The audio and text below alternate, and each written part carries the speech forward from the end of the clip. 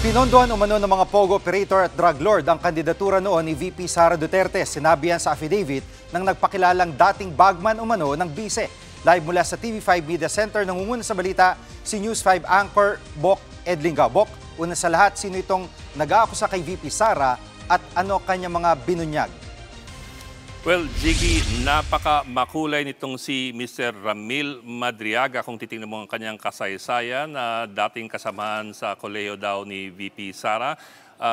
Naging na-link sa mga intelligence operations at intel units, for example, yung ISAP daw at PSG at later on yung Vice Presidential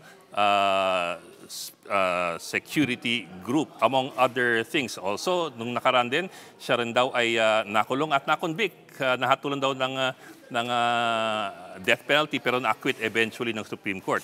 Tapos ito na naman, siya na naman ay hinulid noong 2023 ng Hulyo sa kasong kidnap for ransom ng dalawang Chinese nationals at ngayon, kasalukuyan, siya po'y nakulong dyan sa Camp Bagong Diwa sa BJMP Annex sa Taguig City. So very, very colorful. Pero mas makulay di hamak yung kanyang mga siniwalat sa tulong ng kanyang abogado na si Atty. Raymond Palad na aming nakausap kanina dun sa programang Storycon.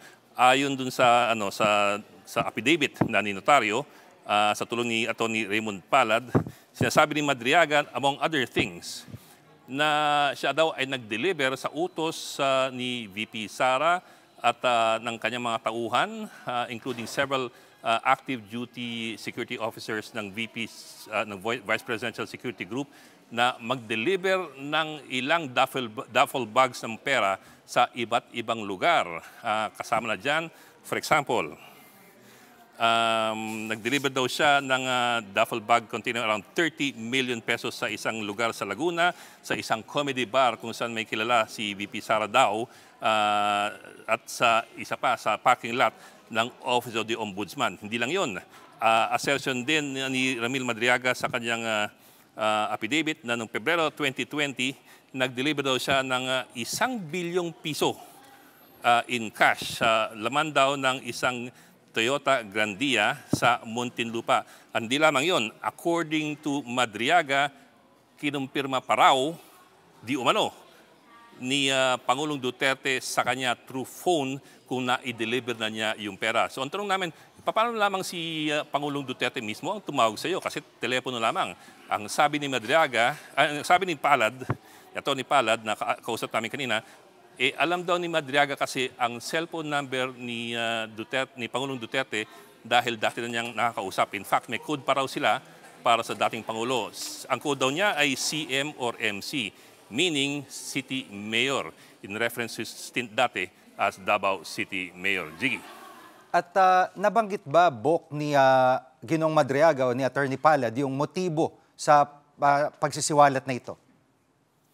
Well, that's what's interesting here. Apparently, if you listen to the interview with Atty. Palad, sama ng loob lamang ang pinaghuhugutan nitong si Madriaga dahil hindi siya tinulungan ni VP Sara at parang siya daw ay nilaglag ni VP Sara nung nag-away-away siya tsaka si dating presidential spokesman Harry Roque. A little bit of background here. Several years ago daw, kinasuhan niya si Atty.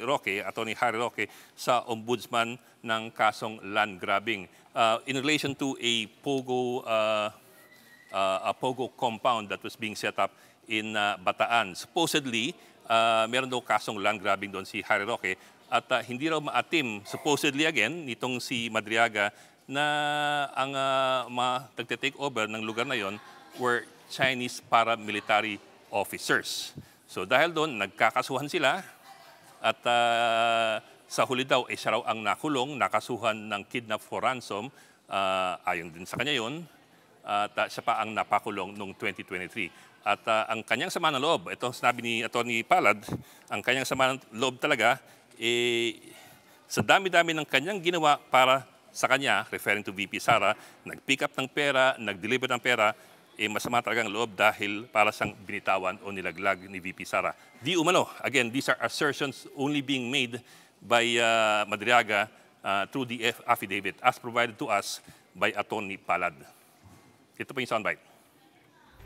Ang feeling niya, napabayaan siya. So alam mo yung galit ni Madriaga na ang dami kong ginawa sa inyo mga confidential matters. Tapos nung dinemanda siya ng grupo ni Attorney Roque, hindi daw siya tinulungan ni VP Sara. Yun, masamang-masama talaga. Okay. At Bok, sa One News, sa Storycon din, sa interview nyo kanina kay Mayor Benjamin Magalong, ay ano itong sinasabi niya na meron na naman daw magre-resign sa ICI? Well, Jiggy, ang daming storya ngayon. Okay. Kausap namin si Mayor Benjamin Magalong kanina. Of course, dating miyembro ng ICI. At well, last week or the week before, nagparamdam si Magalong na may isa pang BBTO mula sa ICI pagkatapos ng pagbibitiw ni Bib Singson. Ito. So we asked Mayor Magalong ngayon kung sino itong BBTO. So we did by deduction. Ang sabi namin, ito ba si Chairman Andres? Hindi raw. Si Azurin Ban, na special advisor? Hindi raw. So ang natitira na lamang ay ang kinatawan ng SGB doon, si Rosana Fajardo. Siya po yung country managing partner ng SGB at isa sa 3 commissioners ng ICI. So ang tanong namin kay Magalong so si Fajardo ho ba ang magbibitiw? Ang sabi na lang ni Magalong, marami kasi siyang trabaho sa SGB at year-end na, so talagang napipilitan siya kasi very demanding ang kanyang trabaho. And I did a follow-up later on with Mayor Magalong asking and confirming kung ito nga si Fajardo ang magbibitiw. At ang sabi niya, she has manifested that she wants to leave the ICI by December, meaning this month. Pero napakiusapan daw siya to stay on until January. So that is the latest that we got from Mayor Magalong, na si Rosana Fajardo, ICI Commissioner, wanted to leave by this month but has been asked to stay on until January of next year. Jiggy. Bok, maraming salamat. Ed Lingaw po, live mula sa TV5 Media Center. Mga kapatid, Jiggy Manikad po, pagdating sa mahalagang balita sa loob at labas ng bansa, dapat una sa lahat, mag-follow at mag-subscribe na sa social media pages ng News 5.